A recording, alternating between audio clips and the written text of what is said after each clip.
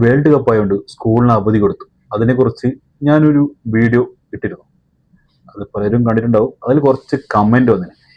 അതിലൊരു കമന്റ് വന്നു വെച്ചാൽ, ഒരു ദിവസം ഇല്ലെങ്കിൽ മാനം ഇടിഞ്ഞു വീഴുമോ? അതായത് ഒരു ദിവസം സ്കൂൾ ലീവാക്കിയാലും മാനം ഇടിഞ്ഞു പോകും. ഒരിക്കലും വീഴൂല, മാനമൊന്നും ഇടിഞ്ഞു പോവില്ല.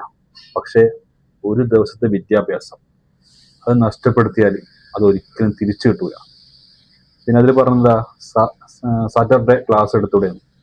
സാറ്റർഡേ അല്ല, ഇനിയിപ്പോൾ ഞാൻ എത്ര ദിവസം ക്ലാസ് എടുത്താലും ആ ഒരു ദിവസം ഒരിക്കലും നമുക്ക് തിരിച്ചു കിട്ടൂല.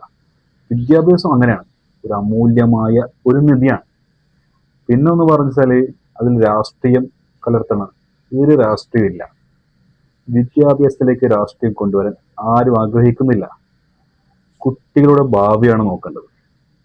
പിന്നെ മഴ കാരണം കുറേ ലീവ് കൊടുത്തിട്ട് അത് സുരക്ഷയ്ക്ക് വേണ്ടിയിട്ടാണ്. അത് ലീവ് കൊടുത്തിട്ട് അവർ കളിക്കാൻ പോകാൻ വേണ്ടിയിട്ടല്ല, വീട്ടിൽ നിന്ന് പഠിക്കാനാ. ഇതിപ്പോൾ ലീവ് കൊടുത്താൽ വീട്ടിൽ നിന്ന് കിടന്നുറങ്ങും. അപ്പോൾ വിദ്യാഭ്യാസം വേണ്ടവർ സ്കൂളിൽ പോട്ടെ, കളി കാണുന്നവർ കളി കണ്ടിട്ട് ഉറങ്ങട്ടെ.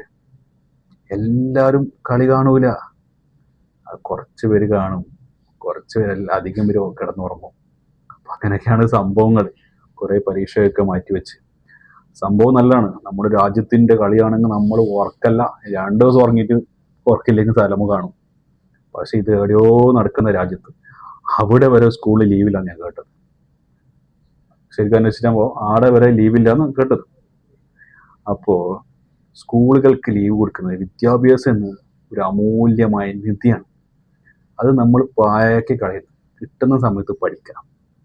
മനസ്സിലായില്ലേ? നമ്മളെ മക്കളെ ഭാവി നമ്മളാ നോക്കേണ്ടത്. സംഭവം കളിയും എല്ലാം വേണം, പക്ഷേ എല്ലാത്തിനും അതിൻ്റെതായ ഒരു ലിമിറ്റ് ഉണ്ട്. വിദ്യാഭ്യാസം ഇപ്പം നമ്മളെ രാഷ്ട്രപതി APJ അബ്ദുൽ കലാം എന്താ പറഞ്ഞത്? ഞാൻ മരണപ്പെടുമ്പോൾ നിങ്ങൾക്ക് എന്നോട് സ്നേഹമുണ്ടെങ്കിൽ അന്ന് അവധി പ്രഖ്യാപിക്കുകയല്ല വേണ്ടത്, പകരം ഒരു ദിവസം കൂടി ജോലി ചെയ്യേണ്ടതാണ്. അതായത് സ്കൂളിൽ അവധി കൊടുത്തിട്ട് ഇതാക്കണ്ട. അപ്പം അങ്ങനെയുള്ളൊരു നാടാണ് നമ്മുടെ. വിദ്യാഭ്യാസത്തിന് അമൂല്യമായ ഒരു സ്ഥാനം നൽകുന്ന നാടാണ്.